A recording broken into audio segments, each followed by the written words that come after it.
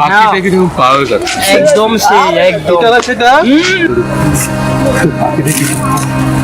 ওহো পরিরা তো এখন রাস্তা দিয়ে যায়। আরে শুধু পরি না পুর পরি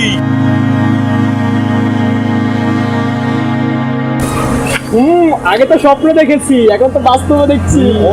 আরে পরীকে যদি একবার শুতে পারতাম চল না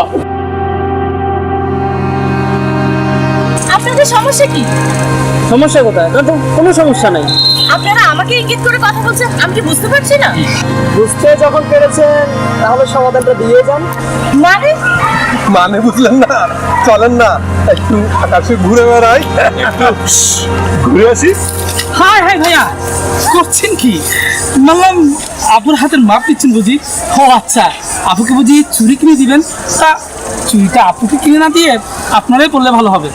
এই তোর সমস্যাটা কি ভাইয়া রিল্যাক্স রিল্যাক্স, বুঝলাম আপু সুন্দরী, তা বলে আপুকে ইফটিজিং করে এভাবে অপমান করবেন? আপুর জায়গায় নিজের বোনের কথা একবার চিন্তা করুন তো। আপনারা যে মায়ের গর্ভে থেকে এসেছেন সে মায়ের জাতিকে আপনি অপমান করছেন। আসল পুরুষরা কখনো মেয়েকে অপমান করে না। আপনারা মেয়েদেরকে অনেক গিফট দিয়েছেন, কিন্তু মেয়েদের আসল গিফট হচ্ছে তাদের সম্মান। আমরা যদি তাদের সম্মানটুকু তাদেরকে বুঝিয়ে দিতে না পারি তাহলে এদেশের মেয়েরা স্বাধীনভাবে চলাফেরা করতে পারবে না। আমাকে ক্ষমা করে দিন আমাদের আর কখনো ভুল হবে না আমার কাছে কেন, আপুর কাছে ক্ষমা চান। আপু আমাদের ক্ষমা করে দিন ঠিক আছে, নেক্সট টাইম কোনো মেয়ের সাথে এমন করবেন না। আচ্ছা ঠিক আছে, এই চল ঠিক আছে ম্যাডাম, আমিও তাহলে আসি। এই যে শোনো। আমাকে বলছেন? হ্যাঁ, আপনি তখন একটি কথা বলেছিলেন না, সূর্যের আলো যেরকম সবকিছু আলোকিত করে ফেলে, আমার মনে হয় আমাদের বন্ধুত্বটা আলোকিত হয়ে উঠবে।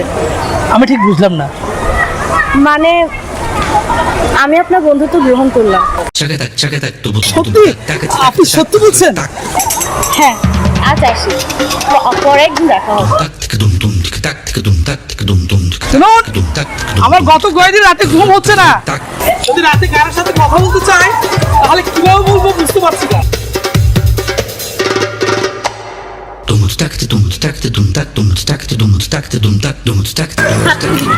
মানে হাতে